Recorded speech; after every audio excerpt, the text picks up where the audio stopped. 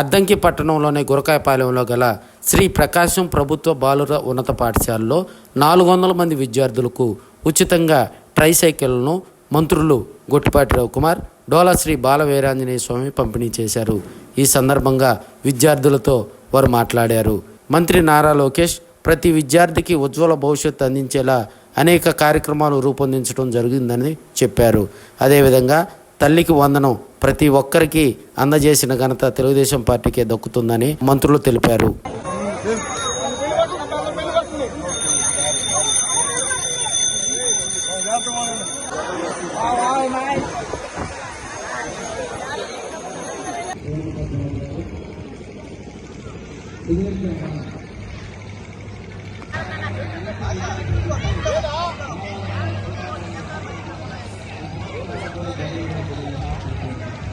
ఆ రకంగా హాస్పిటల్ పెట్టుకున్నారు.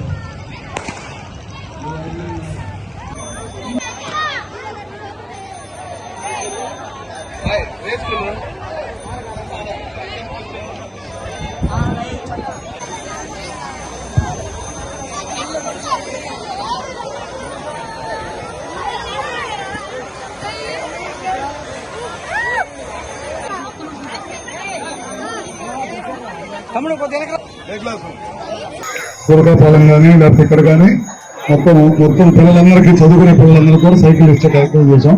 పోయినసారి మనం గర్ల్స్ స్కూల్కి ఇచ్చాం, దాదాపు 530 మందికి ఇచ్చాం సైకిళ్ళు.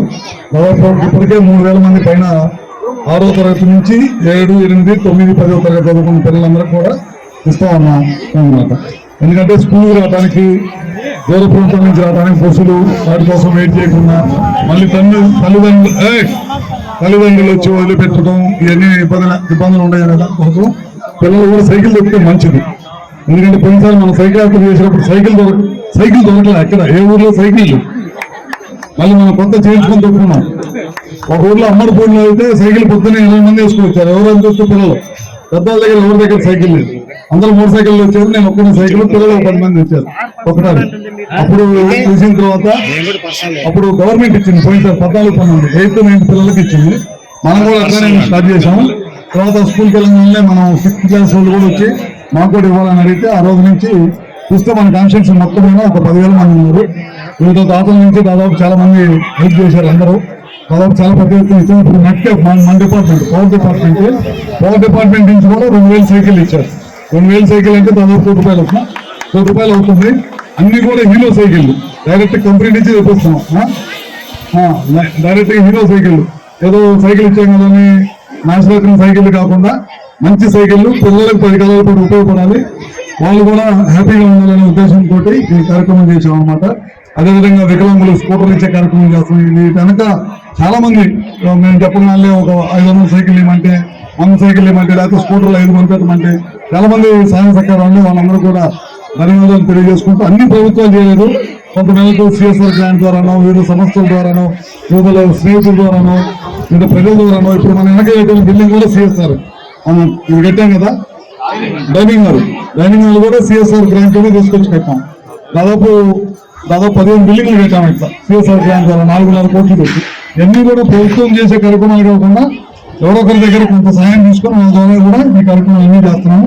అందులో తల్లిదండ్రులు కూడా వచ్చి చాలా మంది పిల్లల్ని సైకిళ్ళు ఇచ్చినప్పుడు చాలా జాగ్రత్తలు చూసుకోవాల్సిన బాధ్యత ఉంది. రోడ్డు మీద హైవే మంది, హైవేలో చాలా ట్రాఫిక్ ఉంది. మన హైవే చాలా ప్రమాదకరమైన హైవే. తొందరలోనే బైపాస్ కూడా వేపిస్తున్నాము, భయపడాల్సిన అవసరం లేదు. కాకపోతే కొద్దిగా టైం పడుతుంది. ఆ బైపాస్ వేయించినాక గ్రామస్తులు కానీ పెద్దలు కానీ జాగ్రత్తలు ఉండాలి. డిపార్ట్మెంట్ వాళ్ళు కూడా, పోలీసులు కంపల్సరీగా రోడ్డు చివరి నుంచి చివరి దాకా డిపార్ట్మెంట్ ఎక్కువ మంది రోడ్డు మీద ఉండాలి. సాయంత్రం పూట, పగల పూట ట్రాఫిక్ ఏమాత్రం ఒక ప్రాణం కూడా పోవడానికి చేయలేదు. అయినా కొన్ని జాగ్రత్తలు చూసుకోవాల్సిందిగా కోరుకుంటూ సెలవు తీసుకుంటాము.